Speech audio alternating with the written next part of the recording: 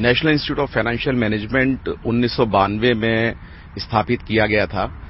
इस संस्था को स्थापित करने का उद्देश्य group a service officers, finance and account service के जो अधिकारी हैं उनको प्रशिक्षण प्रदान करना है। इंडियन आर्मी, इंडियन एयरफोर्स और इंडियन नेवी के भी ऑफिसर्स इस कार्यक्रम को अटेंड कर रहे हैं। आज का जो कार्यक्रम है, जो सीएनबीसी आवाज को हमने यहां आमंत्रित किया है पहला कदम शो में, उसका उद्देश्य यह है कि लोगों को इन्वेस्टिंग का आइडिया हो। First step for investing, that is the पहला कदम।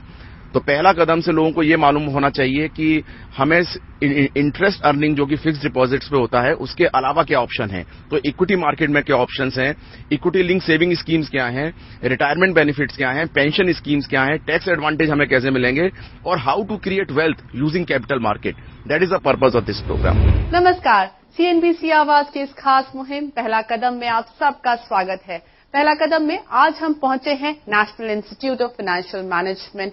ये एक ऐसा इंस्टीट्यूट है जिसकी सोसाइटी के प्रेसिडेंट खुद वित्त मंत्री हैं। यहाँ इस कैंपस में घूमते हुए आपको आर्म फोर्सेस के काफी सारे लोग मिलेंगे, सेंट्रल और स्टेट गवर्नमेंट के टॉप ब्यूरोक्रेट्स मिलेंगे, और इस इंस्टीट्यूट में पहुंचकर हम जितना आभारी महसूस कर रहे हैं, हमारी कोशिश होगी कि इन लोगों से बातचीत करके उनको सेविंग, बचत और इन्वेस्टमेंट के कुछ नुस्खे सिखा सके।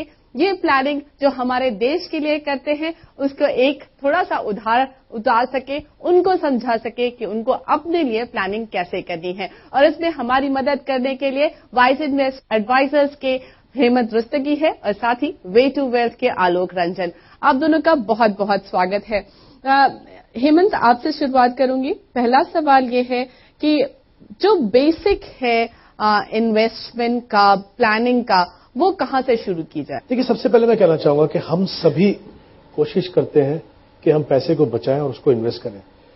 फर्क सिर्फ इतना है, कभी कभी हमें लगता है कि बचत करना ही इन्वेस्टमेंट है, यानी हमने कुछ पैसा बचाया और हमने वो पैसा बैंक में डाल दिया, हमको लगता है हमने अपना इन्वेस्टमेंट कर दिया।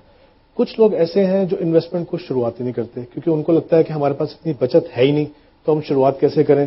तो किसी ना किसी कारण से या तो हम उस प्रोसेस को डिले करते हैं या फिर हम ठीक तरीके से उस प्रोसेस को नहीं करते हैं। इंपॉर्टेंट चीज ये है कि हम सभी जानते हैं हमारी इनकम है, हमारी जरूरतें हैं, हमारे खर्चे हैं, हमें कहीं ना कहीं बचत करने के लिए थोड़ा डिसिप्लिन लाने की जरूरत है, और बाद में जो थोड़ा बहुत बचता है हमें लगता है कि वही हमारी सेविंग है, जबकि सेविंग करने का वो सही तरीका नहीं है। तरीका यह है कि कुछ ना कुछ पैसा आप अपने लिए पहले से निकाल दीजिए। जब आप निकाल लेंगे तो जो बाकी बचा है उसमें आपको अपना खर्चा मैनेज करना है, और क्योंकि आपने अपने लिए पैसा निकाला है, फिर आपको ये देखना है कि आपको इस पैसे का करना क्या है। हमारे सभी के जिंदगी में कुछ इन्वेस्टमेंट गोल्स होते हैं, उनको पूरा करने के लिए आपको उसको इन्वेस्ट करना है। तो फर्क है सेविंग और इन्वेस्टमेंट में। सेविंग आप कुछ पैसा बचाते हैं, इन्वेस्टमेंट अपने पैसे को आप काम पे लगाते हैं। तो ये दोनों में फर्क है। ओके, तो एक फर्क है सेविंग और इन्वेस्टमेंट में, और फर्क इसमें भी है कि आप अपने लिए जो खर्च कर रहे हैं आप उसे मैनेज करिए। सेविंग तो आपको करनी ही करनी है। आलोक, इक्विटी मार्केट से लोग काफी डरते हैं। लगता है कि अगर निवेश करेंगे तो समझ में नहीं आता कैसे करें। जिस तरह से उतार चढ़ाव आते रहते हैं, अभी थोड़े दिन पहले मार्केट 8,000 के ऊपर था, निफ्टी अब 7,500 के आसपास आ गया है। तो आम इंसान को आप कैसे कन्विंस करेंगे कि इक्विटी एक अच्छा निवेश का जरिया हो सकता है? देखिए, इक्विटी मार्केट में इन्वेस्टमेंट जो है वो जैसे हम बिजनेस में पैसा लगाते हैं, जैसे हम सब लोग अगर कोई भी नौकरी करते हैं तो नौकरी करने के पहले कई बार दिल में ये इच्छा होती है कि काश हम अपना बिजनेस करते। तो इक्विटी मार्केट में पैसा लगाने का मतलब यह है कि कोई आदमी बिजनेस कर रहा है और आप उसके बिजनेस में पैसा लगा रहे हैं। बिजनेस में जिस तरह से उतार चढ़ाव होता है वो सारे उतार चढ़ाव इक्विटी मार्केट्स के वैल्यूएशंस में भी आपको दिखाई देते हैं। इसके चलते शॉर्ट टर्म में मार्केट्स में उतार चढ़ाव ऊपर नीचे हो सकता है, लेकिन अगर आप कोई भी अच्छा बिजनेस देखो तो लॉन्ग टर्म में, जैसे आप कोई सॉफ्टवेयर का बिजनेस देख लीजिए या ऑटोमोबाइल का बिजनेस देख लीजिए, तो लॉन्ग टर्म में वो लोग अच्छा पैसा कमाते हैं। तो बेसिकली इक्विटी मार्केट में इन्वेस्टमेंट का मतलब है कि वी आर बाइंग ओनरशिप और बाइंग सम स्मॉल स्टेक, एक छोटा हिस्सा बिजनेस में हम लोग खरीद रहे हैं। जैसे जैसे बिजनेस प्रॉस्पर करेगा, आगे बढ़ेगा, बिजनेस का वैल्यूएशन बढ़ता है, बिजनेस का साइज बढ़ता है, उसके हिसाब से हमारी ओनरशिप का वैल्यू भी बढ़ता है। तो अगर आपने अपना पर्सपेक्टिव बदल लिया, इक्विटी मार्केट का ये मतलब नहीं है कि आप पैसा डाल रहे हैं और डेली उसका भाव ऊपर नीचे हो रहा है और उससे आप खुशी और दुखी कि बैंक्स के थ्रू जा रहे हैं, वैसा नहीं होना चाहिए। आप सोचिए आपने अपने एक फ्रेंड के, अपने किसी जानकार के बिजनेस में इन्वेस्ट किया है और बिजनेस अच्छा करेगा तो साथ साथ आपका पैसा बनेगा। तो बिजनेस में आप पैसा लगाते हैं 2 साल, 3 साल, 4 साल, 5 साल के लिए सोच करके, उसी मेंटालिटी से अगर आप इक्विटी मार्केट्स में पैसा लगाएंगे तो मुझे लगता है कि ये काफी अच्छा आइडिया है।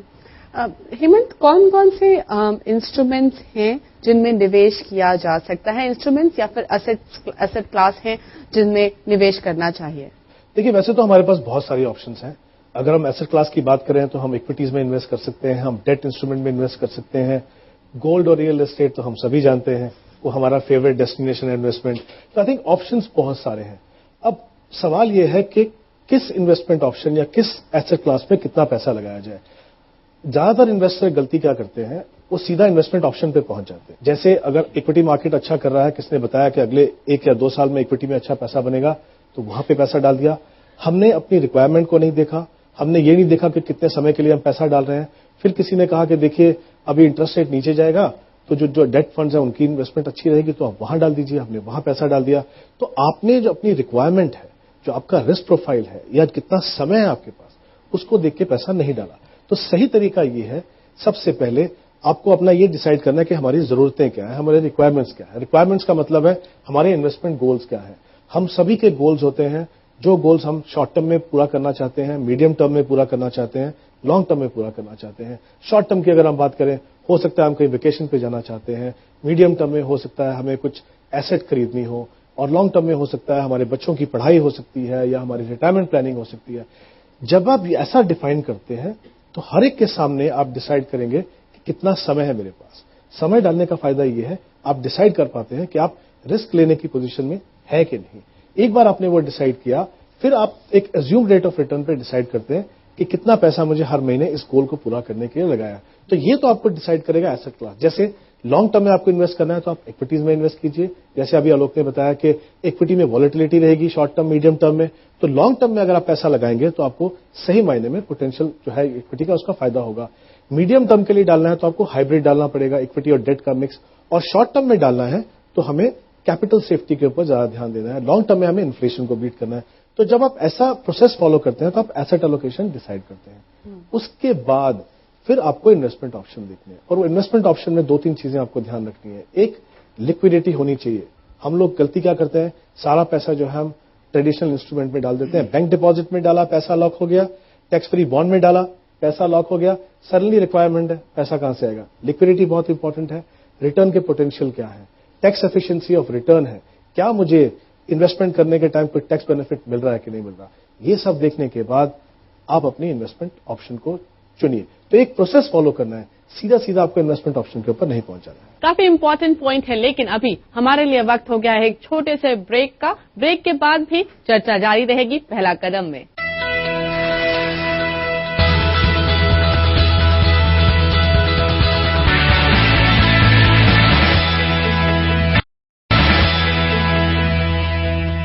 आपने कहा 3 तरह के गोल हैं, एक शॉर्ट टर्म, एक मीडियम टर्म, एक लॉन्ग टर्म। लेकिन इन तीनों के लिए ही फंड्स की रिक्वायरमेंट है और हम सब की जेब में लिमिटेड अमाउंट ही पैसा आता है। तो क्या इन तीनों को एक साथ इनके लिए निवेश करना जरूरी है, या फिर शॉर्ट टर्म के लिए पहले कर ले, उसके बाद मीडियम टर्म की सोचें और फिर लॉन्ग टर्म की?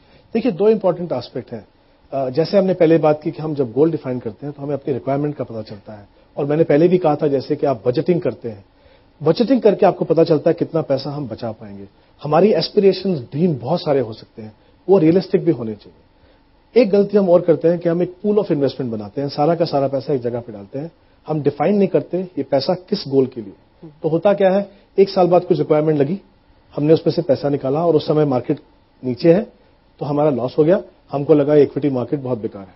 अगर आपने अलग अलग ऑब्जेक्टिव के लिए अलग अलग पोर्टफोलियो बनाया होता तो शायद ये पैसा जो है आपने कहीं सेफ इंस्ट्रूमेंट में डाला होता, आपको समय पे पैसा मिल जाता। तो कहीं ना कहीं आपको ये सब देखना है। अब इश्यू ये है कि हमारे पास इतना पैसा है कि सारे गोल्स के लिए इन्वेस्ट कर सके। वहां पे जब बजटिंग करेंगे आपको पता चलेगा कि मेरे पास 15,000 रुपए महीने के इन्वेस्ट करने के हैं। उसमें से मुझे 10,000 रुपए इन्वेस्ट करने शॉर्ट टर्म गोल के लिए, 5,000 रुपए इन्वेस्ट करने मुझे मीडियम टर्म गोल के लिए। अब लॉन्ग टर्म गोल के लिए मुझ पर पैसे नहीं है। तो आपको ये ध्यान रहेगा कि आगे जाके जब मेरी इनकम बढ़ेगी तो मुझे ज्यादा फोकस जो है वो लॉन्ग टर्म गोल के ऊपर देना है।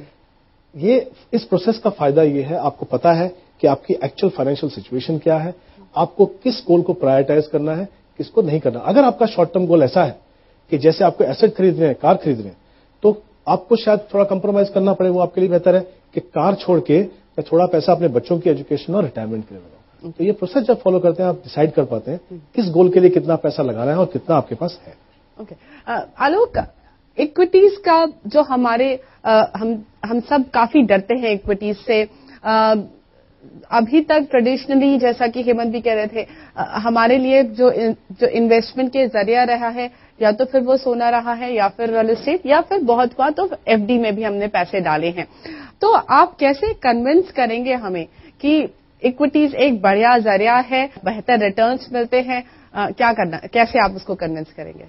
देखिए, बिकॉज कंट्री में पहले लाइसेंस राज था और एंटरप्रेन्योरशिप की काफी कमी थी, तो लोगों ने इक्विटी कल्ट उस तरह से कंट्री में डेवलप नहीं हो सका, तो लोगों को उसका आइडिया बहुत ज्यादा नहीं है। तो सबसे पहले तो इसके बारे में लोगों को बताना होगा। लेकिन सबसे आसान तरीका यह है कि आप जैसे कंट्री लाइक यूएस में आप इक्विटी का एम्पेरिकल आप रिटर्न देख लीजिए।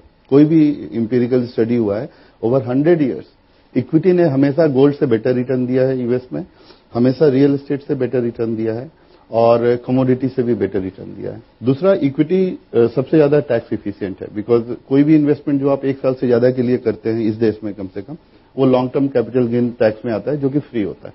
तो एक तो आपका टैक्स इफिशिएंट है, और दूसरा हिस्टोरिकली आप देखिए, कभी भी आप रोलिंग रिटर्न भी देख सकते हैं कि आज आपने पैसा डाला, 5 साल बाद क्या रिटर्न मिला, फिर अगले साल पैसा डाला, उसका 6 साल बाद, मतलब कि फिर 5 साल बाद क्या रिटर्न मिलेगा। तो इवन रोलिंग रिटर्न भी देखेंगे तो इंडिया में भी, अगर आप जैसे 2002-03 से देख लीजिए, तो उस समय सेंसेक्स 3000 के आसपास होता था, और अभी 2015, मतलब कि 12 साल के बाद सेंसेक्स 25,000 है। तो कुछ नहीं तो कम से कम 10 गुना तो हुआ है 12 साल में। तो 12 साल में 10 गुना हुआ है, तो आप रिटर्न देख सकते हैं। तो इसका मतलब यह है कि प्रॉब्लम एक ही है कि हम लोग शॉर्ट टर्म के लिए इन्वेस्ट करते हैं, और दूसरा प्रॉब्लम यह है कि हम लोग इक्विटी का रेट जो है वो रोज रोज देखते हैं। जिस तरह से आप रियल एस्टेट इन्वेस्टमेंट करते हैं, रियल एस्टेट में आप ऐसा तो नहीं करते कि आज आपने जाकर लैंड खरीदा या मकान खरीदा और कल फिर आप पता करते हैं 12 बजे उसका रेट कितना है और 2 बजे उसका रेट कितना है। तो टेम्परामेंट बहुत जरूरी है, लॉन्ग टर्म का टेम्परामेंट होना चाहिए। डेली का आप रेट नहीं देखें, और अच्छे शेयर्स खरीदें, प्रूवन ट्रैक रिकॉर्ड वाली कंपनी के शेयर्स खरीदें। रिस्क शुरू में नहीं लेना है। रिस्क कम करने का तरीका यह है कि छोटी कंपनीज में जो प्रोमोटर्स जिनका ट्रैक रिकॉर्ड नहीं है, जो इंडस्ट्रीज वोलाटाइल हैं, जैसे कमोडिटीज के शेयर्स में पैसा नहीं डालें। तो इन चीजों को एक सर्टेन मतलब रूल्स को अगर आप बना लें और उस पर रियली अगर आप स्टिक करें, डिसिप्लिन इन्वेस्टिंग करें और लॉन्ग टर्म इन्वेस्टिंग करें, तो इक्विटी में लॉस होने का कोई मतलब ही नहीं है। एक और एस्पेक्ट जो हमारी कमाई को बहुत ज्यादा परेशान करता है वो है टैक्स का एस्पेक्ट। जैसे ही पैसे जेब में आते हैं उससे पहले ही 33% का एक जो तलवार है वो लटकी होती है। तो टैक्स को मैनेज करने के लिए क्या करना है? देखिए, टैक्स तो एक ऐसी चीज है, आप उसको अवॉइड नहीं कर सकते। टैक्स तो आपको पे करना ही करना है। यहां पे भी हम गलती क्या करते हैं, हम साल के शुरुआत में कुछ नहीं करते। साल के आखिर में जब हमको बताया जाता है कि आपको अगले महीने इतना पैसा इन्वेस्ट करना ही है, तब हम ढूंढते हैं किसी एजेंट को, वो कहेगा आप ये इंश्योरेंस खरीद लीजिए। हर साल में एक नई पॉलिसी खरीदते रहते हैं। हमें ये मालूम नहीं है कि हम पैसा क्यों लगा रहे हैं, कहां लगा रहे हैं, हमारे गोल से कनेक्टेड है कि नहीं। हमने सिर्फ गोल पैसा बचाने के लिए, ताकि हमें वो एचआर या किसी को जो देनी है इन्फॉर्मेशन हम दे दें, वो बिल्कुल सही तरीका नहीं है। हम सभी जानते हैं साल के शुरुआत में कितनी टैक्स हमने पिछले साल दी थी। हमें यह भी मालूम है कि अगर मेरी जो नेक्स्ट जो रेज होगा इनकम में वो कितना होगा, 10-12% अंदाजा रहता है। साल के शुरुआत में आप अगर थोड़ी सी प्लानिंग कर लें, थोड़ी सी जानकारी रखें। जानकारी का मतलब क्या है, इन्वेस्टमेंट के लिए जैसे सेक्शन 80C है, उसके अंदर आप 1.5 लाख रुपए बचा सकते हैं। उसमें बहुत सारी ऑप्शन है। आपका प्रोविडेंट फंड है, पब्लिक प्रोविडेंट फंड है, इक्विटी लिंक सेविंग स्कीम्स हैं, नेशनल सेविंग सर्टिफिकेट्स है, जो आप इंश्योरेंस का प्रीमियम देते हैं वो आता है। उसके अलावा अगर किसी ने हाउसिंग लोन लिया मान लीजिए, तो जो आपका जो प्रिंसिपल अमाउंट की रीपेमेंट है उस पर छूट मिलती है। जो इंटरेस्ट कंपोनेंट है उसके ऊपर 2 लाख रुपए की छूट मिलती है। हेल्थ इंश्योरेंस का जो प्रीमियम देते हैं उस पर छूट मिलती है। एक और ऑप्शन है, जैसे हमने ELSS की बात की, इक्विटी लिंक सेविंग स्कीम। हम इक्विटीज की बात कर रहे थे कि इक्विटी में पैसा डालें, रिस्क है। अगर आप वही पैसा ELSS में डालते हैं तो आपको टैक्स की छूट मिल रही है। तो आपने कहीं ना कहीं तो जो लॉस है थोड़ा सा आपने ऑलरेडी कुशन कर लिया अपना, और वो पैसा भी आप हर महीने वहां पे लगा सकते हैं। मेरी एडवाइस हमेशा ये रहती है कि साल की शुरुआत में देख लीजिए मुझे कितना टैक्स पे करना है, और टैक्स सेविंग को अपनी ओवरऑल इन्वेस्टमेंट प्लान का हिस्सा बनाइए। हम हमेशा स्ट्रगल करते हैं, ये पैसा पीपीएफ में डालूं या पैसा बैंक डिपॉजिट में डालूं, क्योंकि वहां भी एक ऑप्शन है 5 साल का एफडी जो है वो टैक्स बेनिफिट मिलता है, या मैं ईएलएसएस में डालूं। अगर मैंने अपनी जो टैक्स सेविंग की जो इंस्ट्रूमेंट्स हैं या इन्वेस्टमेंट है उसको अपने गोल्स की हमने जो बात की थी उससे लिंक कर दूं कि इस साल का जो मेरा टैक्स का पैसा है वो मेरे रिटायरमेंट गोल में जाएगा, यानी ऑटोमेटिकली वो ईएलएसएस में जा सकता है। लेकिन ध्यान रखिए कितना पैसा इन्वेस्ट करना है उससे पहले आप देख लीजिए, कुछ कंपलसरी सेविंग्स हैं आपकी, प्रोविडेंट फंड आपका कट गया, पीपीएफ में जो कमिट कर दिया वो आपका कट गया, और आपने जो इंश्योरेंस का प्रीमियम देना है वो आपका कट गया। उसके बाद जो पैसा बचे उसके ऊपर प्लान कीजिए। कभी कभी हमने ऐसा भी देखा है कि हमने जल्दबाजी में जितना पैसा इन्वेस्ट करना उससे ज्यादा कर दिया और पैसे को लॉक कर दिया। तो आई थिंक ये सिंपल प्रोसेस है, अगर आप थोड़ी जानकारी रखें, डिसिप्लिन रखें, तो टैक्स सेविंग इंस्ट्रूमेंट से टैक्स तो बचेगा ही, आपकी जो इन्वेस्टमेंट की रिटर्न्स है वो भी काफी अच्छी हो सकती है। हम लेते हैं यहाँ पर एक छोटा सा ब्रेक, लेकिन आप कहीं मत जाइए। ब्रेक के बाद पहला कदम में बचत और निवेश को लेकर कुछ और चर्चा करेंगे।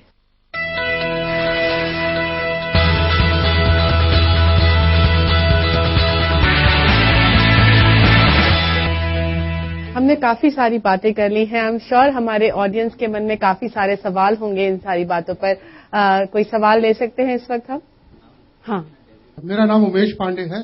मैं भारत सरकार में अंडर सेक्रेटरी हूं और यहाँ पे मैं long term course PGDM FF 2014-16 का पार्टिसिपेंट हूं। मेरा सवाल आलोक जी से है। आलोक जी ने प्रोग्राम के शुरू में कहा कि अच्छे शेयर्स में इन्वेस्ट करना चाहिए। अब वो अच्छे share for a new investor who just trying to invest first time in the market, उसके लिए अच्छे शेयर का क्या क्राइटेरिया है? जैसे अगर कॉमन परसेप्शन है अच्छे शेयर जैसे टीसीएस है या इन्फोसिस है, but they are exorbitantly market price theirs, तो अगर कोई नया इन्वेस्टर है उसका लिमिटेड फंड है तो वो कैसे अच्छे शेयर और बुरे शेयर, अगर अच्छे शेयर प्राइस के हिसाब से चलता है तो this is out of reach for him, तो कैसे इस बारे में अपना निर्णय ले? मेरा सवाल बस यही है। देखिए, ऐसा है कि क्वालिटी का एक प्राइस होता है, तो कोई भी चीज जो क्वालिटी में अच्छा है वो थोड़ा महंगा तो जरूर होगा, लेकिन आपका अगर टाइम फ्रेम सही है, अगर आप लॉन्ग टर्म के लिए इन्वेस्ट करें, जैसे एचडीएफसी का मैं एग्जांपल दूंगा। एचडीएफसी हमेशा आप देखेंगे तो एनालिस्ट लोगों ने हमेशा उसको बहुत महंगा बताया, लेकिन आपको जान के आश्चर्य होगा एचडीएफसी का जो कंपाउंडेड एनुअल रिटर्न है ओवर लास्ट 20 ईयर्स वो 18-19% से ज्यादा है। सो इनफैक्ट एचडीएफसी के प्रॉफिट्स ग्रो हुए हैं मोर देन 20% पर एनम। और हाउसिंग सेक्टर आपको पता है, आप सब लोग काफी लोग गवर्नमेंट सेक्टर से, आपको पता है कि हाउसिंग का अभी इस कंट्री में कितना डिमांड होने वाला है। तो एचडीएफसी और बड़ी हाउसिंग कंपनी अगर आप यूएस की देखें तो उससे आपको अंदाजा लगेगा कि एचडीएफसी भी और कितना ग्रो कर सकता है। उसी तरह से सॉफ्टवेयर में आप टीसीएस का साइज देखिए और जो बाकी जो सॉफ्टवेयर सर्विसेज की कंपनी है, जो ग्लोबल जो ज्यादा बड़ी कंपनी है, उनका साइज देखिए, आपको अंदाजा लगेगा अभी कितना ग्रोथ हो सकता है। तो कोई भी शेयर जो 15-20 पीई पे है, मैं ये नहीं कहूंगा कि वो बहुत ज्यादा ओवर प्राइस्ड है। अगर ट्रैक रिकॉर्ड अच्छा है तो जरूर उसमें इन्वेस्ट करना चाहिए। तो इंडेक्स बेस्ड शेयर्स में आप शुरुआत कर सकते हैं। इंडेक्स में जनरली वही शेयर्स आते हैं जिनका ट्रैक रिकॉर्ड काफी अच्छा होता है। और कमोडिटीज के शेयर्स को अवॉइड कीजिए, जैसे टिस्को हो गया या एल्यूमिनियम की कंपनी हिंडाल्को हो गई, क्योंकि कमोडिटीज के जो शेयर्स हैं बेसिकली उनका जो अंडरलाइंग होता है वो कमोडिटी का प्राइस होता है, और कमोडिटीज को बाई नेचर आपको पता है साइक्लिकल्स बोलते हैं। साइक्लिकल्स का मतलब है कि घूम करके फिर वहीं आ जाना। तो कमोडिटी के सेक्टर में अगर आपका साइकिल गलत हो गया तो आज आपने पैसा डाला, हो सकता है उस समय टॉप पे हो और हो सकता है 5 साल में फिर बढ़ के फिर वापस वहीं आ जाए। तो कमोडिटीज या शुगर, इस तरह के सेक्टर्स में वेल्थ क्रिएशन लॉन्ग पीरियड पे ज्यादा होना मुश्किल है और ये ट्रेडिंग्स के लिए ज्यादा अच्छे हैं। लेकिन जो सर्विसेज सेक्टर के, ऐसे भी इंडिया सर्विसेज सेक्टर में काफी अच्छा कर रहा है, या जो कंजम्पशन ओरिएंटेड स्टॉक हैं, आप देखिए हिंदुस्तान लीवर ने क्या रिटर्न दिया पिछले 20-25 सालों में। आप इवन नेस्ले अभी थोड़ा प्रॉब्लम में था मैगी को लेके, फिर भी देखिए नेस्ले ने क्या रिटर्न दिया। कैडबरी डिलिस्ट हो गया या डिलिस्ट होने वाला है, आप देखिए उसने क्या रिटर्न दिया। तो इस तरह की कंपनीज, आप मैरिको देखिए इंडियन कंपनी, आप देखिए उसने क्या रिटर्न दिया। डाबर देखिए क्या रिटर्न दिया। तो जो बाटा देखिए क्या रिटर्न दिया। तो एफएमसीजी सेक्टर्स की कंपनीज को आप देख सकते हैं, सॉफ्टवेयर के शेयर्स को देख सकते हैं। ऑटोमोबाइल अगेन थोड़ा साइक्लिकल होता है, जीडीपी ग्रोथ के हिसाब से ऑटोमोबाइल ऊपर नीचे होता है, लेकिन उसमें भी कुछ कंपनीज हैं जैसे मारुति जिसने कंसिस्टेंटली अच्छा रिटर्न दिया। सो इस तरह से आप पहचान करके ज्यादा ये मत सोचिए कि जो चीज अच्छी है वो बहुत ज्यादा महंगी है और उसमें इन्वेस्ट नहीं करना है जब तक कि वो एग्जॉर्बिटेंटली एकदम प्राइस नहीं हो। तो उस तरह से किया जा सकता है और पैसे कमाए जा सकते हैं। मेरा नाम गोविंद शर्मा है और मैं भारत सरकार कृषि मंत्रालय में डिप्टी डायरेक्टर फाइनेंस के पद पर काम कर रहा हूं। और मेरा जो सवाल है एक सरकारी अधिकारी कर्मचारी के परिप्रेक्ष्य में ही है एक सरकारी अधिकारी या कर्मचारी की जो आय होती है, उसके साधन जो होते हैं बड़े सीमित होते हैं। हमें पता होता है, जैसे आपने ही बताया कि साल के शुरू में ही हमें पता होता है, और साल के शुरू में हम प्लानिंग भी करते हैं। जैसे हमें पता है कि 1.5 लाख रुपया सेक्शन 80C में जाएगा, 80D के बेनिफिट्स पता है। इस तरह से जितनी भी चीजें हम प्लान कर लेते हैं। क्योंकि इन्वेस्टमेंट और सेविंग्स दोनों को ध्यान में रखते हुए हम ये भी चाहते हैं कि टैक्स का मैक्सिमाइजेशन बेनिफिट भी हो जाए। तो इस तरह के जो स्कीम्स हैं हमारे पास सेक्शन 80C में, 80D में, 80DDB वगैरह जितनी भी हैं, इसके अलावा सेक्शन 80E जो है, जिसमें हम चिल्ड्रन एजुकेशन लोन लेकर जो इंटरेस्ट का भी बेनिफिट ले सकते हैं, हाउस बिल्डिंग का भी बेनिफिट ले सकते हैं। वो सारे बेनिफिट लेने के बाद भी अगर मेरे पास सरप्लस इनकम बच जाती है, तो क्या ऐसा और कोई साधन है जिससे मैं अपनी टैक्स की प्लानिंग कर पाऊं? एक पहला सवाल तो ये है। दूसरा सवाल ये है कि जिस तरह से बिजनेसमैन को एक बेनिफिट अवेलेबल होता है कि long term capital gain tax में शॉर्ट टर्म लॉसेज अगर स्टॉक मार्केट में हो जाता है तो उसको एडजस्टमेंट करने का एक बेनिफिट होता है। क्या एक सैलरीड एम्प्लॉय को वो बेनिफिट अवेलेबल है? जैसे अगर मैंने एक मकान बेचा और मुझे 25 लाख रुपए की इनकम हो गई, तो उसमें मेरा जो टैक्स हुआ इंडेक्सेशन कॉस्ट के बाद कैपिटल गेन टैक्स अगर मेरा बनता है 5 लाख रुपए, और शॉर्ट टर्म लॉस मेरा अगर 2 लाख रुपया हो गया ड्यूरिंग द ईयर, तो मैं उसको एडजस्ट कर सकता हूं। That is available to a businessman, but is it available to a salaried employee? That's what I want to know. I think Hemant आप इस सवाल का जवाब दे सकते हैं। आई थिंक बहुत अच्छा सवाल है यहाँ पे। पहली बात, जैसे मैंने कहा कि अगर हम साल के शुरू में प्लान करते हैं, हमें मालूम पड़ता है कि हम जो मैक्सिमाइज है हमारे टैक्स बेनिफिट वो हम कर सकते हैं। हमें ये भी पता चलता है कि इसके अलावा हम कहां पे इन्वेस्ट कर सकते हैं और कितना पैसा हमारे पास इन्वेस्ट करने के लिए है यहाँ पे। देखिए, जहां तक टैक्स सेविंग का सवाल है, बहुत क्लियरली डिफाइंड सेक्शंस हैं इनकम टैक्स में कि कहां पे आप पैसा बचा सकते हैं। इसके अलावा जो इंपॉर्टेंट एस्पेक्ट है जहां पे हम जनरली ध्यान नहीं देते हैं, दो चीजें हैं यहाँ पे। एक तो जैसे हमने कहा कि आपको अगर रिटर्न को मैक्सिमाइज करना है तो हम जैसे हमेशा सेफर ऑप्शन को देखते हैं। हमारा प्रोविडेंट फंड कट रहा है और फिर ज्यादातर हमारा पैसा जो है या तो लाइफ इंश्योरेंस पॉलिसीज में जाता है या फिर पीपीएफ में जाता है। आई थिंक थोड़ा सा यहां पे भी हम अपने आप को चेंज कर सकते हैं। एक तो ये, जैसे मैंने कहा, ओवरऑल अगर आप पीपीएफ में 15-20 साल के लिए पैसा लगा रहे हैं, वही पैसा अगर आप इक्विटी लिंक सेविंग्स स्कीम में लगाएं या राजीव गांधी इक्विटी स्कीम जैसे ऑप्शन में लगाएं, तो एक तो आपका रिटर्न जो है कहीं ज्यादा बेहतर होगा। दूसरा इंपॉर्टेंट एस्पेक्ट है, शायद आप इनकम टैक्स बचाने में बहुत इन्वेस्टमेंट के टाइम बहुत ज्यादा ऑप्शन आपके पास नहीं रहेगी, क्योंकि अगर आपने सारे सेक्शन का फायदा उठाया। इंपॉर्टेंट चीज ये है, जो रिटर्न आपको मिल रहे हैं वो अगर आपके टैक्स एफिशिएंट हो तो उस पर काफी फर्क पड़ेगा। क्योंकि अगर आप ऑप्शन देखें ईपीएफ और पीपीएफ को छोड़ के, अगर आप बैंक डिपॉजिट में पैसा डालते हैं 5 साल के लिए, 80C में आपको बेनिफिट मिलेगा, लेकिन जो इंटरेस्ट है उसके ऊपर हर साल अपने आपको इनकम में दिखा के टैक्स पे करना पड़ेगा। वही चीज अगर आप ईएलएसएस में डालते हैं, 5 साल या 10 साल के लिए डालते हैं, तो आपको जो भी रिटर्न मिलेगा, जो भी गेन मिलेगा, वो लॉन्ग टर्म कैपिटल गेन होगा, वो टैक्स फ्री होगा। तो आई थिंक एक बार अगर आपने पूरे सेक्शन जिनमें भी आपको टैक्स बेनिफिट मिलता है उसका फायदा उठाया, उसके बाद आपका नेक्स्ट फोकस जो है वो इस चीजों पे होना चाहिए कि कहां आप रिटर्न जो है वो टैक्स एफिशिएंट ले सके, ताकि जो कॉर्पस बनेगा। देखिए, आपके जो रिटर्न है, आपको ध्यान देना रियल रेट ऑफ रिटर्न पे। हम लोग क्या करते हैं, ग्रॉस रिटर्न को देखते हैं, यानी कितना पैसा मिला, उसमें से आपको टैक्स भी देखना है, उसमें आपको इन्फ्लेशन भी देखना है, उसके बाद जो बचेगा वो हमारा रियल रेट ऑफ रिटर्न है। तो कहीं ना कहीं वो थोड़ा सा अगर हम बदलाव करें तो हमारे रिटर्न जो है वो काफी टैक्स एफिशिएंट हो सकते हैं। आपने कैपिटल गेन की बात की। देखिए, अगर आप मान लीजिए इन्वेस्टमेंट करते हैं और इक्विटी में, और दो चीजें हैं आपके पास, long term capital gain equity में 0 है, तो अगर आपको लॉस होता है तो आप वो सेट ऑफ नहीं कर सकते हैं। शॉर्ट टर्म कैपिटल गेन में आपको 15% टैक्स देना है, वो आप सेट ऑफ कर सकते हैं अगर आपके पास कोई गेन है तो। डेट इंस्ट्रूमेंट में अगर आप इन्वेस्ट करते हैं 3 साल से पहले, तो वहां आपको जो लॉस मिलेगा वो आप सेट ऑफ कर सकते हैं, या गेन है उसको सामने सेट ऑफ कर सकते हैं। लेकिन जो रियल एस्टेट की जो बात कर रहे हैं, वहां पे क्लियर ऑप्शन है आपके पास, या तो आप उसको कैपिटल गेन बॉन्ड्स में डालेंगे या फिर वो पैसा दूसरे किसी रियल एस्टेट में इन्वेस्ट करेंगे, तभी आपको टैक्स बेनिफिट मिलेगा उसका। I think tax rules are very very clear. We all need to understand कौन सी चीज हमारे को अप्लाई करती है और कहां अपना मैक्सिमाइज बेनिफिट कर सकते हैं। कभी कभी जैसे हम देखते हैं, अगर आपने प्रॉपर्टी बेची और अगर आप 6% पे पैसा अपना लगा रहे हैं 3 साल, और आपको लगता है कि आपके पास बेहतर ऑप्शन है, तो कभी कभी इट मेक सेंस कि आप टैक्स पे करके इन्वेस्टमेंट ऑप्शन को देखिए, ताकि आपको रिटर्न बेहतर हो जाए। काफी इंपॉर्टेंट पॉइंट है, लेकिन अभी हमारे लिए वक्त हो गया है एक छोटे से ब्रेक का। ब्रेक के बाद भी चर्चा जारी रहेगी पहला कदम में।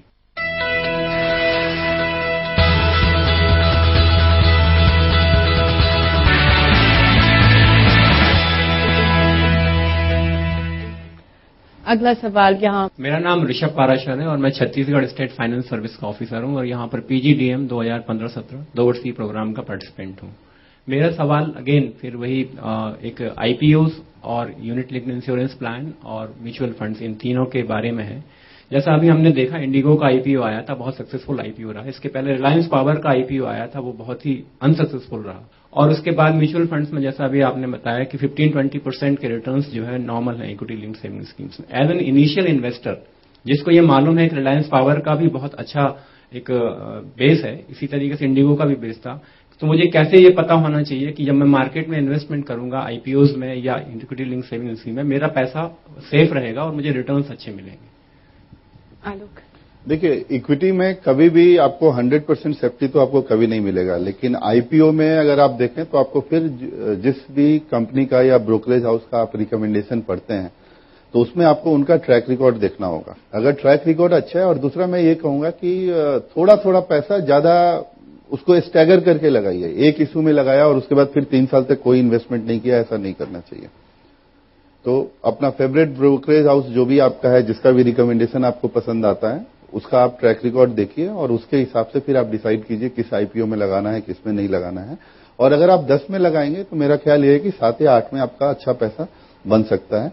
ऑफकोर्स ये मार्केट कंडीशन पे भी डिपेंड करता है, लेकिन उस तरह से आप इन्वेस्टमेंट कर सकते हैं। लेकिन एक में बहुत ज्यादा पैसा नहीं लगाने का फायदा भी नहीं है, क्योंकि इशू बहुत अच्छा है तो अलॉटमेंट कम मिलता है, इशू खराब है अलॉटमेंट मिलेगा और आपका पैसा कम रह जाएगा।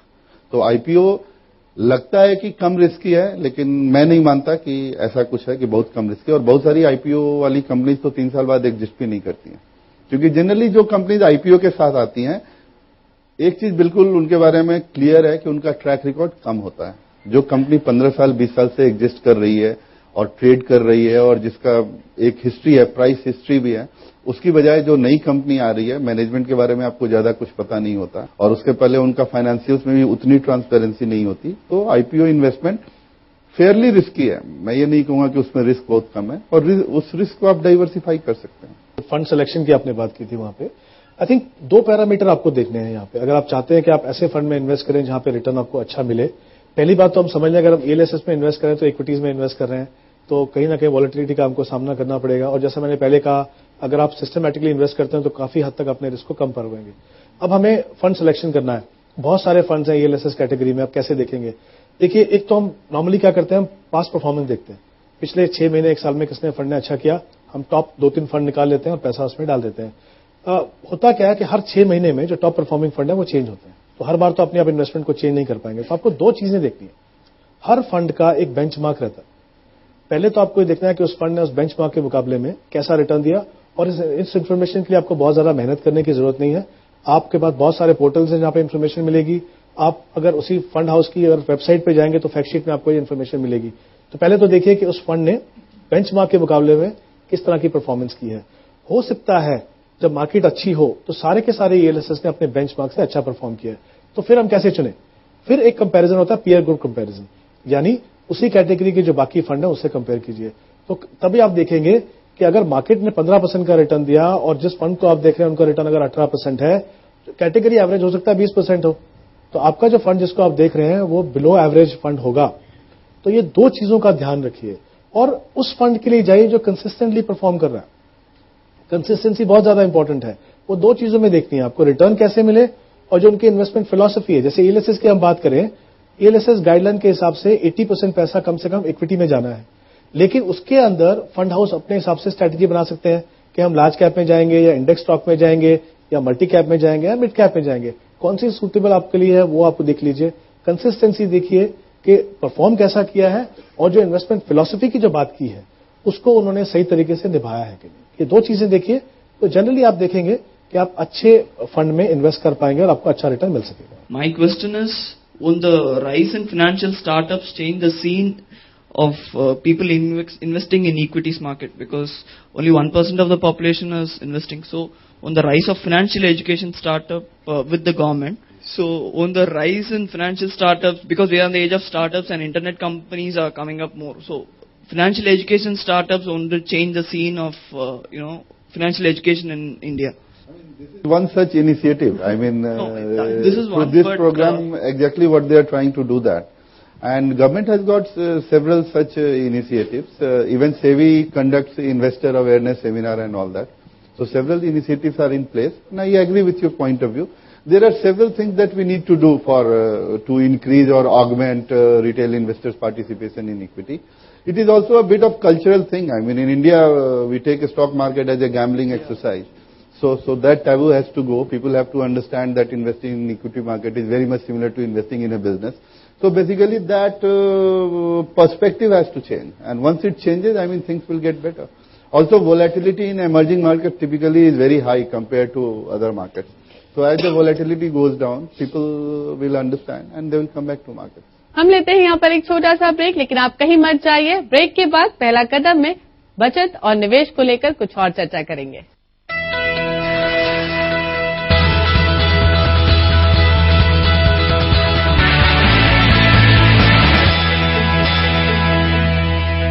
मेरा नाम निमिषा निधि है। मैं यहाँ पीजीडीएम फाइनेंशियल मार्केट में 1 ईयर के कोर्स में हूँ। मेरा सवाल बहुत बेसिक है, एज दिस इज पहला कदम। तो मेरा ये सवाल है कि आपने जैसे बताया सर कि हमें म्यूचुअल फंड में, जैसे ही हम अपना फर्स्ट स्टेप रखते हैं मार्केट में, हमें म्यूचुअल फंड के साथ जाना चाहिए क्योंकि वो हमें एक रिस्क फ्री रिटर्न्स देते हैं। तो मेरा सवाल ये है कि हमारे जो पेरेंट्स हैं, जो हमारी ओल्ड एज सर्विस होल्डर्स हैं, वो किस तरह से, क्योंकि मार्केट जब भी प्रिंट मीडिया या मीडिया में ये अवेयरनेस लाई जाती है कि म्यूचुअल फंड जो है वो रिस्क फ्री रिटर्न्स देते हैं, तो एक टैगलाइन होता है mutual fund is subjected to market risk. तो ये बहुत हेवी इम्पैक्ट देता है हमारे पेरेंट्स के माइंड में। तो कैसे हम अपने हमारी जो सोसाइटी है उसको मोटिवेट करें कि वो म्यूचुअल फंड में इन्वेस्ट करें? अगर इक्विटी म्यूचुअल फंड है तो वो रिस्क फ्री नहीं होता। कोई भी पैसा जो इक्विटी में जाता है वो रिस्क फ्री नहीं हो सकता। सो आपका ये कहना कि म्यूचुअल फंड, और कभी भी म्यूचुअल फंड कोई ऐसा नहीं बोल सकता कि ये रिस्क फ्री है। सो म्यूचुअल फंड में रिस्क होता है। म्यूचुअल फंड और अगर आप इंडिविजुअल इन्वेस्टमेंट करें उसमें डिफरेंस ये होता है कि mutual fund is run by experts. और जैसा कि मैंने शुरू में भी बताया, कोई भी इक्विटी इन्वेस्टमेंट के लिए आपको काफी होमवर्क करना पड़ता है, काफी पढ़ना पड़ता है, काफी कुछ जानना पड़ता है, काफी रिसर्च करना पड़ता है, और वो काम एज एन इंडिविजुअल आप शायद नहीं कर पाए। तो उसके लिए एक्सपर्ट्स आपके लिए वो काम करते हैं, और म्यूचुअल फंड ऐसे एक्सपर्ट्स के द्वारा मैनेज किया जाता है। सो बिकॉज पढ़े लिखे लोग और एक्सपर्ट्स और they are full timers, they have got a track record, तो उसके चलते आपका रिस्क कम हो जाता है। एज ए बिगनर आप वही काम करेंगे तो उसमें रिस्क ज्यादा होगा, अनसर्टेनिटी ज्यादा होगी, प्रॉफिट्स की संभावना कम होगी। अगर वो एक्सपर्ट के द्वारा किया जाता है तो वो संभावना थोड़ी बेहतर हो जाती है। लेकिन इक्विटी इन्वेस्टमेंट हो म्यूचुअल फंड के थ्रू हो या इंडिविजुअल हो, रिस्क उसमें होता ही होता है, और टाइम होराइजन जितना छोटा होगा रिस्क उतना ज्यादा होगा। कैसे हम अपने पोर्टफोलियो को मैनेज करें ताकि हमारी जो रिटर्न्स है, जो long term return, long term investment हमने कर रखा है, वो रिटर्न्स हमें एटलीस्ट रिस्कलेस हो, मतलब रिस्क बहुत कम हो। किस तरह से पोर्टफोलियो मैनेज किया जाए? देखिए, जैसे आपने पहले कहा कि अभी जो इन्वेस्टमेंट होती है ज्यादातर वो ट्रेडिशनल ऑप्शन में होती है, बैंक डिपॉजिट्स या डिबेंचर्स में। सबसे पहले तो वो माइंडसेट बदलने की जरूरत है। आपने रिस्क की बात की, म्यूचुअल फंड में हमेशा कहा जाता है mutual fund are subject to market risk. Okay, सच्चाई थोड़ी कड़वी होती है, वो सच्चाई है, वो ऐसा है, लेकिन वो जो रिस्क है उनको कम किया जा सकता है। ठीक है, हम ये नहीं कह रहे कि आपको पूरा पैसा म्यूचुअल फंड में लगाना है। अगर कोई रिटायर्ड है, उनको इनकम जनरेट करनी है और फिक्स इनकम चाहिए, तो आपका जो पोर्टफोलियो है वो ट्रेडिशनल ऑप्शन और म्यूचुअल फंड का मिक्स होना चाहिए। यानी हम क्या बात कर रहे हैं कि अगर आप कोई 60 साल में रिटायर हो रहे हैं और हमारी उम्र कितनी हमें तो मालूम नहीं कि हमें 25 साल जीना है या 30 साल जीना है, तो हमारे पास जो पैसा है वो एटलीस्ट हमारे जब तक हम जीवित हैं वो पैसा सर्वाइव करना चाहिए। और इन्फ्लेशन का हम इम्पैक्ट जानते हैं।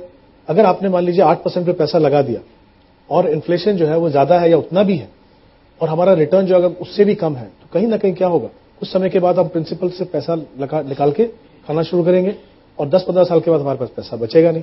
तो हम क्या कह रहे हैं कि आप कॉम्बिनेशन लगाइए, जो ऑप्शंस हैं आपके पास रेगुलर इनकम की वो भी लीजिए, और कहीं ना कहीं आपको अपनी इनकम को बढ़ाने का भी ऑप्शन देखना चाहिए। कैसे करेंगे आप? रिटायर्ड अगर है, किसी रिटायर्ड की बात कर रहे हैं अगर आप, तो वहां पे बहुत ज्यादा रिस्क लेने की उनके पास तो इतनी ऑप्शन है नहीं यहाँ पे, लेकिन कुछ पैसा उनका जो हाइब्रिड फंड्स होते हैं, जैसे अभी एक नई कैटेगरी है जैसे इक्विटी सेविंग स्कीम्स है, जहां पे 20% पैसा जो है वो इक्विटी में जाता है, 45 to 50% आर्बिट्राज में जाता है, और बाकी पैसा डेट में जाता है।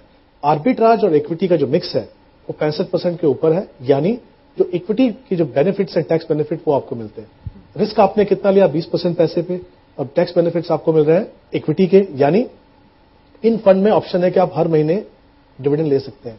जो डिविडेंड है वो टैक्स फ्री आएगा, बाकी सब जगह जो आपको डिविडेंड इंटरेस्ट मिल रहा है वो आप टैक्स पे कर रहे हैं। तो एक कॉम्बिनेशन बनाइए।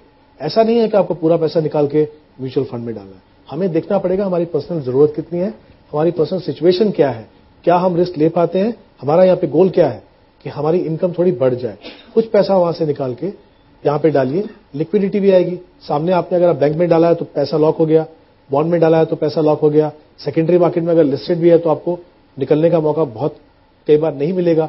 कॉम्बिनेशन बनाइए। ऐसा नहीं है कि आपको बहुत ज्यादा पैसा यहाँ पे लगाना है, अपनी रिक्वायरमेंट को समझिए, उस हिसाब से। जैसा मैंने पहले कहा, म्यूचुअल फंड में बहुत सारी ऑप्शंस हैं।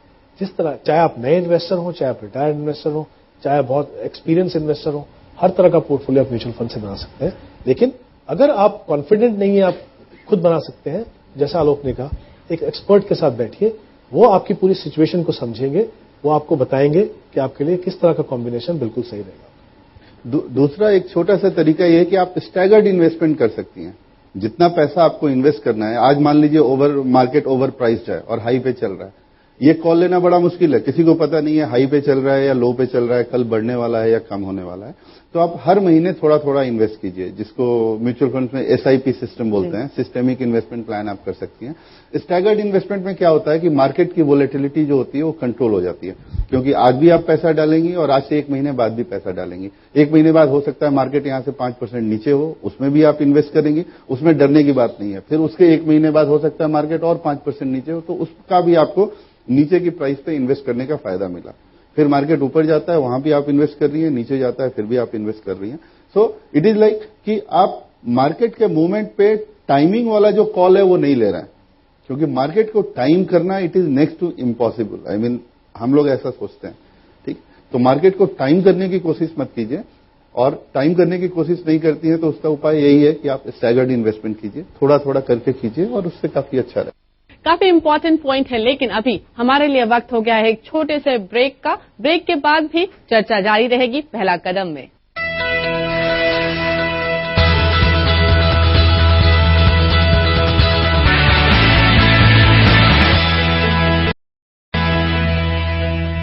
थोड़ा यहाँ कंपाउंडिंग की बात करते हैं।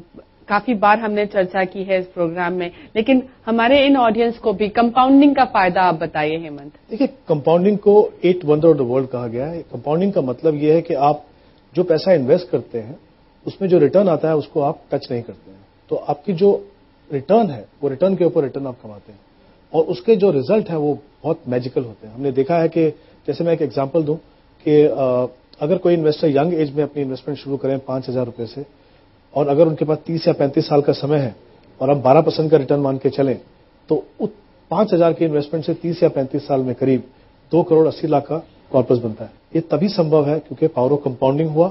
आपने ऐसी एसेट क्लास में इन्वेस्ट किया, इक्विटी फंड की बात कर रहा हूं, जहां पे रिटर्न का जो पोटेंशियल है वो बाकी जगह से ज्यादा है। और तीसरा, जैसे आलोक ने भी कहा कि आपको इन्वेस्टमेंट को बंद नहीं करना है। इनफैक्ट अगर आप सिस्टमैटिकली इन्वेस्ट कर रहे हैं तो आपको खुश होना चाहिए, मार्केट वॉलेटाइल होती है, क्योंकि आपका जो एवरेज कॉस्ट है वो नीचे आ जाता है। होता क्या है कि जब भी मार्केट हम देखते हैं नीचे आया तो हम उसको रोक देते हैं, वो रोके ना तो आपको पावर ऑफ कंपाउंडिंग का बहुत ज्यादा फायदा। और I think long term goal के लिए पावर ऑफ कंपाउंडिंग बहुत इंपॉर्टेंट है। इसका मतलब क्या है, एक तो आपको सही एसेट क्लास चुननी है, सही फंड चुनना है, और तीसरा सही ऑप्शन चुनना है। जैसे अगर आप म्यूचुअल फंड की बात कर रहे हैं, अगर आप चाहते हैं कि 20 या 25 साल या 30 साल में आपको एक कॉर्पस मिले, तो वहां पे 2 ऑप्शन रहती है, एक डिविडेंड पे आउट, एक ग्रोथ ऑप्शन। आपको ग्रोथ ऑप्शन लेना है। अगर आपने इक्विटी में इन्वेस्ट किया और डिविडेंड पे आउट ले लिया, तो जो भी डिविडेंड मिला आपको हर साल आपने कहीं ना कहीं खर्च कर दिया, तो जो कंपाउंडिंग आपको मिलने वाला है वो नहीं मिलेगा। तो तीनों चीजों का ध्यान रखिए, डिसिप्लिन रखिए, जो टाइम कमिटमेंट है उसको ऑनर कीजिए। डेफिनेटली आप देखेंगे कि आपके रिजल्ट जो है बहुत बेहतर है। एक चीज और बोलना चाहूंगा, हमने SIP की बात की थी यहाँ पे। जब भी आप SIP के द्वारा इन्वेस्ट करें, एक से ज्यादा फंड में इन्वेस्ट करें, क्योंकि अगर आप इक्विटी में इन्वेस्ट कर रहे हैं तो एक से ज्यादा इन्वेस्ट का मतलब बहुत ज्यादा फंड नहीं लेने। हमने ये भी देखा कि 5,000 रुपए 5 फंड में इन्वेस्ट किए, वो नहीं करना है। एटलीस्ट 2 फंड में इन्वेस्ट कीजिए। उसका फायदा क्या बताता हूं आपको। एक तो 2 डिफरेंट स्ट्रैटेजीज के फंड चुन सकते हैं, एक लार्ज कैप, एक मिड कैप। दूसरा, आप 2 डिफरेंट डेट्स पे इन्वेस्ट कीजिए। सारा का सारा पैसा एक डेट पे इन्वेस्ट मत कीजिए, क्योंकि विद इन मंथ जो वॉलेटिलिटी होती है उसका फायदा आपको नहीं मिलेगा। तो आप एक इन्वेस्टमेंट आपकी मान लीजिए 7 तारीख को जा रही है, तो दूसरी इन्वेस्टमेंट 25 तारीख को जाए। तो इस तरीके से आपने अपना रिस्क को भी डाइवर्सिफाई कर लिया और जो वॉलेटिलिटी है उसका भी आपको फायदा होगा। अगला सवाल लेते हैं। यहाँ बीच में एक सवाल है। मेरा नाम रमनजोत कौर है and I am participant of PGDM financial market 15-16। मेरा सवाल ये है कि जैसे सर ने बोला सेक्टोरल फंड्स के बारे में, तो how to check which sector is less volatile ताकि हम उस रिस्क को उस हिसाब से मिनिमाइज कर सकें। गुड क्वेश्चन आलोक। देखिए, कुछ सेक्टर्स हैं जैसे मैंने बताया, जैसे कि अगर कमोडिटी सेक्टर पे है तो डेफिनेटली वॉलेटिलिटी ज्यादा रहेगी, बिकॉज कमोडिटी के प्राइसेस वॉलेटाइल होते हैं और उस पर डिपेंडेंट अगर वो सेक्टोरल फंड्स हैं। ऑल्दो मेरे ख्याल से बहुत ज्यादा फंड्स हैं नहीं सेक्टोरल फंड्स जो कमोडिटी पे डिपेंडेंट हो, तो वहां पे वॉलेटिलिटी ज्यादा रहेगी। अगर फाइनेंशियल सेक्टर पे है, बैंकिंग सेक्टर पे है, वहां पे वॉलेटिलिटी ज्यादा रहेगी, because banking sector represents almost everything that is happening in the economy and generally economies are volatile. But there are certain sectors जैसे आईटी है, उसमें टिपिकली वॉलेटिलिटी कम है। अगर हाउसिंग फाइनेंस वाली कंपनीज है, मुझे पता नहीं अगर हाउसिंग फाइनेंस सिर्फ हाउसिंग फाइनेंस पे फोकस्ड हो कोई सेक्टोरल फंड, मैं बता सकता हूं कि उसमें वॉलेटिलिटी कम होगी। हाउसिंग फाइनेंस कंपनीज टिपिकली बहुत अच्छा और कंसिस्टेंट रिटर्न देती हैं। एचडीएफसी हो या एलआईसी हाउसिंग हो या और भी housing company, Repco housing finance है और भी कंपनीज हैं, तो उसमें काफी अच्छा रिटर्न मिलता है। तो उस हिसाब से depending on sector to sector, जैसे पावर सेक्टर एक समय हमें वॉलेटाइल नहीं लगता था और किसी को भी एक्सपेक्टेशन नहीं था, लगता था कि पावर सेक्टर में एन्युटी की तरह रिटर्न आएगा, एक बार प्लांट लगा लिया और इतने रुपए इतने पैसे कंपनीज को मिलेंगे, और but it turn out to be extremely volatile. तो कई बार हमारे एक्सपेक्टेशंस गलत होते हैं। तो एक बिल्कुल इसका फिक्स जवाब देना मुश्किल है, लेकिन हाँ, वॉलेटिलिटी आप डिसाइड कर सकते हैं। आप सबका बहुत बहुत धन्यवाद, आपने हमारे लिए समय निकाला। आई होप आपको ये सेशन इंटरेस्टिंग लगा और आप अपने पैसे अपनी प्लानिंग के लिहाज से कुछ यहाँ से गेन करके जा रहे हैं। पहला कदम में हम पहुंचे थे Faridabad national institute of financial management. बहुत ही इंटरेस्टिंग डिस्कशन हुआ। यहाँ पर काफी ज्यादा लोग उन्हें सवाल पूछे अपने टैक्स प्लानिंग को लेकर, अपने इंश्योरेंस को लेकर, आगे किस तरह से उन्हें अपने पैसे को अपने लिए वर्क करना है। लेकिन इसी के साथ हमारे लिए वक्त हो गया है आपसे इजाजत लेने का। हमारे दोनों गेस्ट का भी बहुत बहुत धन्यवाद हमारे दर्शकों के सवालों के जवाब देने के लिए। आप बने रहिए सीएनबीसी आवाज के साथ। हमारी तरफ से नमस्कार।